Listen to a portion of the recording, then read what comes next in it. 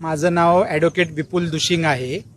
मी या केस हगवणे प्रकरणामधले 1 ते 5 म्हणजे सर्व हगवणे कुटुंबियांना रिप्रेझेंट करत आहे कोर्टामध्ये।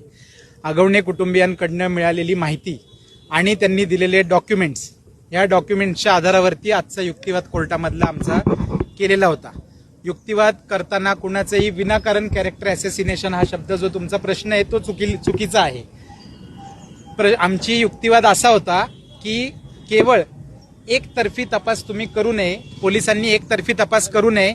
ह्या मृत्यूच्या मागचं कारण आमच्या हगवणे कुटुंबियांचं सुद्धा ह्या वैष्णवीच्या मृत्यूमुळे अतोनात नुकसान झालेलं आहे। ती नुसती याची बायको नव्हती, तर ती त्याच्या बाळाची आई सुद्धा होती।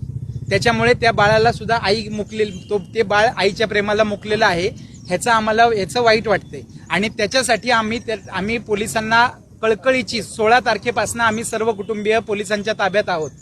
तरी सुद्धा आम्ही त्यांना कळकळीने विनंती केलेली आहे की तिच्या कुटुंबियांना ह्याबद्दल पूर्ण वेळोवेळी त्यांना आम्ही जाणीव करून दिलेली होती की तिच्या मोबाईलमध्ये आम्हाला आक्षेपार्ह गोष्टी सापडत आहेत, त्याच्यामुळेच तिचा आणि आमच्यामध्ये वाद होत होते। ह्याबद्दल त्यांना आम्ही जाणीव करून दिलेली होती। तिच्या आई वडिलांनी ते मोबाईल तिच्याकडनं काढून घेतलेले होते। त्या मोबाईलमधली जी काय चॅटिंग आहे ती आम्ही सुरक्षित ठिकाणी ठेवलेली आहे। योग्य वेळ आल्यानंतर आम्ही ती चॅटिंग कोर्टासमोर देणार आहोत।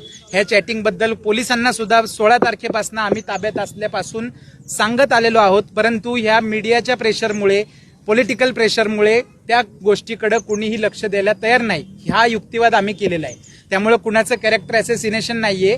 आमचं म्हणणं एवढं आहे की वैष्णवीचा जो काही मृत्यू झालेला आहे त्याचा खरा कल्प्रिट कोण आहे, खरा दोषी याच्यामध्ये कोण आहे हे शोधलं पाहिजे पोलिसांनी प्रामाणिकपणे तपास करून। ही आमच्या युक्तिवादाची बाजू आहे।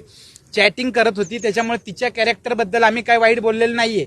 त्या व्यक्ती ज्याच्याबरोबर ती काय चॅटिंग करत होती त्या चॅटिंगमधनं काही वाद निर्माण झाला का, त्या वादातनं तात्कालिक कारण निर्माण झालं का आणि तिने हा आत्महत्येचं पाऊल उचललं का हे शोधणं गरजेचं आहे, असा युक्तिवाद आहे। त्यामुळे कुणाच्याही कॅरेक्टरबद्दल आम्ही काय बोललेलो नाही। मेडिकल रिपोर्टमध्ये तिला मारहाण झाली साहेब, मारहाण जी झालेली